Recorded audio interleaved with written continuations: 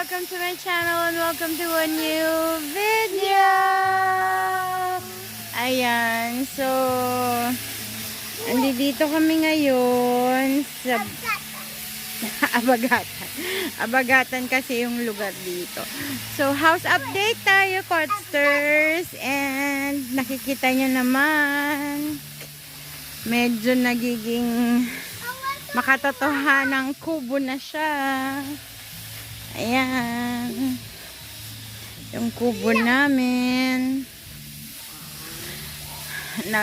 Nakapag, footing daw tawag doon, sabi niya.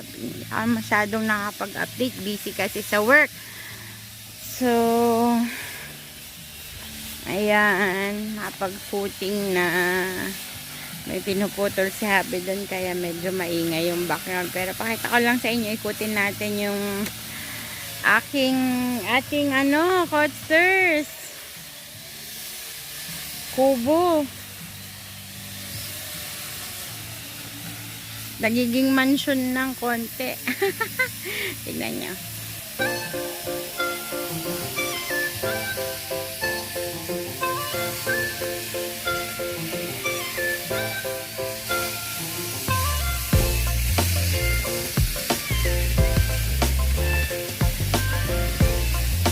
So, ito dati yung part na nayerohan, diba? So, nag-extension kami dito sa may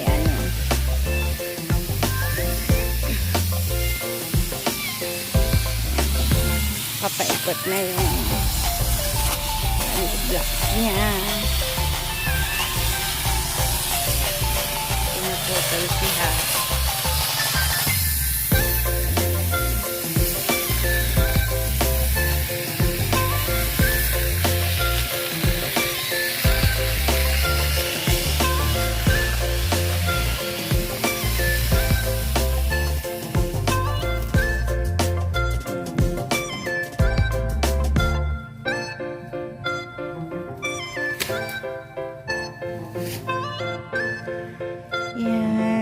Codsters.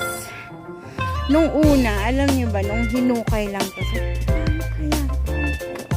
Si Habi lang tsaka si Kuya ang gumagawa eh. Silang dalawa lang, kaya medyo matagal din kasi wala pa tayong budget sa labor eh. So, since kaya naman ni Habi tsaka ni Kuya. So, ayan. Nung una, nung hinukay pa lang to. Kaya umibabaw na yung hollow blocks na nakikita mo, no? Oh my gosh. Diba? Kita mo kung saan napupunta yung pera mo, pinaghirapan mo, sariling sikap mo. Nakakatawa.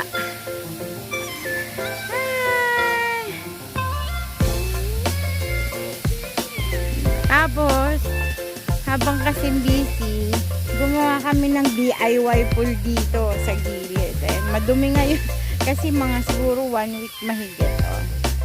Medyo mahigit 1 week ng hindi na DIY pool para kay Bunso. Kung kami na rin kung mainit. Pag na kapader-pader na yung bahay. Yan. At sarap ng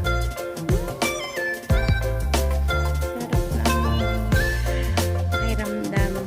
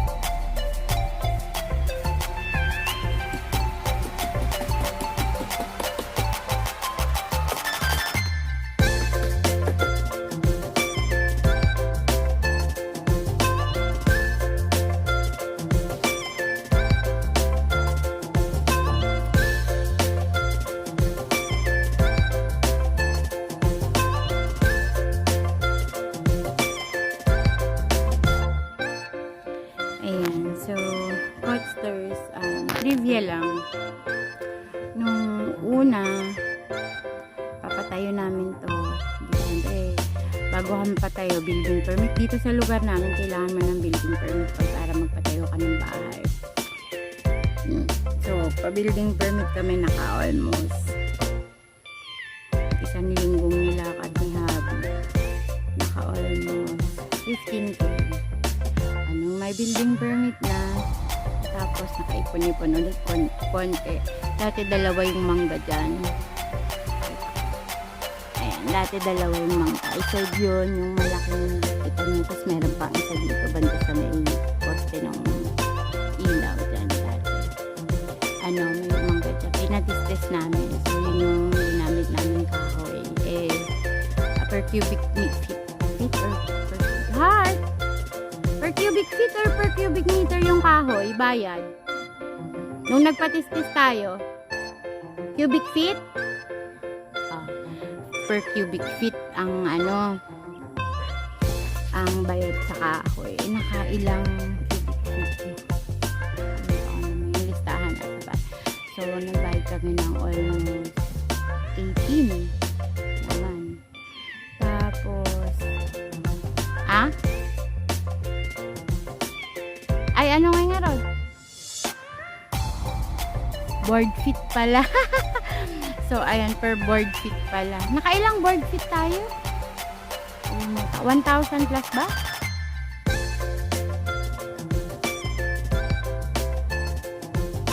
Basta ganun. Halos 18,000. Tapos, after, kailan ba kami nagpapit ng kahoy? June, July ba tayo nagpatistis ng kahoy nun? August, September. Kaipon-ipon konti pambili ng pako at saka yero.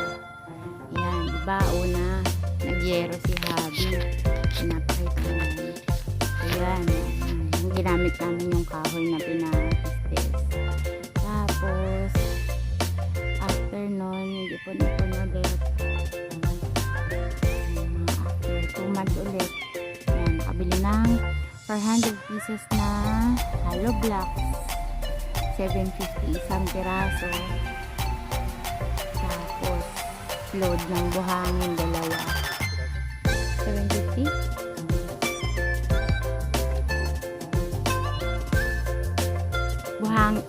Hollow blocks yung sabi ko.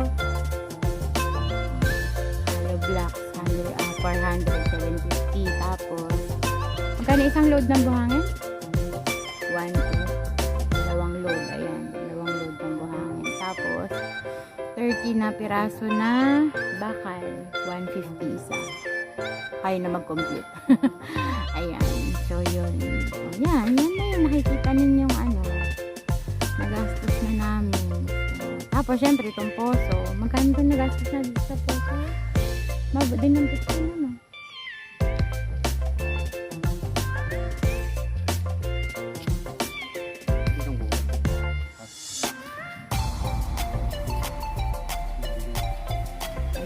Yung septic tank niya na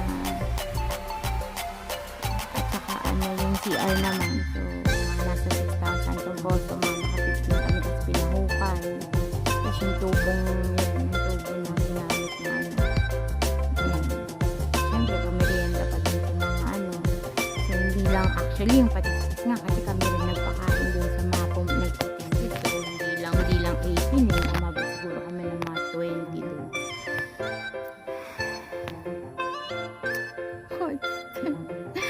Diba? Pinagpaguran mo, nakikita mo kung saan pumupunta. Nakakatuwa, charot. Ayan, so alam mo yan, lahat galing sa sarili mong pagod, tapos hirap, tapos ang gumagawa lang si Habi at saka yung si Kuya, wala pang ibang labors, talagang kami lahat, diba? So naubos kong hollow blocks na ito na nandito.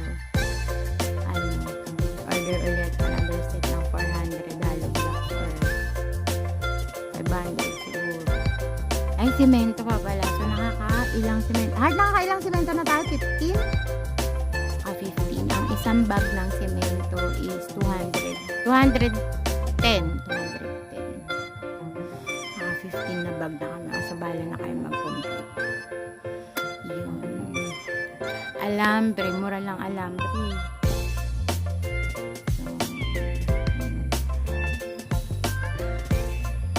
So, yun. Ang update. House update natin ngayon.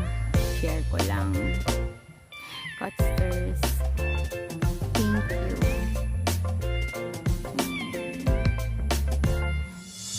It's all in God. Perfect timing. All in God's hands. So, and of course, yung wala ka namang effort, syempre, hindi rin naman tutulong si God. Kailangan pagtrabahuan mo rin. Tagal-tagal pa to, pero alam mo yun, nakikita mo talaga na may progress na pinupuntahan. Nakakatawa talaga. Ay, no words. Ayan, so ewan ko kung kailan ulit ako makakapag-update. Siguro pag medyo hanggang bewang na yung yung hollow blocks. Pero matagal-tagal pa yun kasi busy rin si Happy sa rice mill. Pumupunta lang dito, ginagawa lang 2 hours, 3 hours lang a day. Ang gawa nila ni Kuya dito 2, 3 hours or 4 hours. Eh baka mag face to face na sila Kuya. So medyo puro si Happy na lang yung isa. Malalaman natin kung mag face to face din sila Kuya next year. Last sem na rin ni Kuya, di ba? So, graduate na siya. Pero mahaba-habang meron pa yung kay Kuya. Sana in God's will. Kakatuwa. Diba?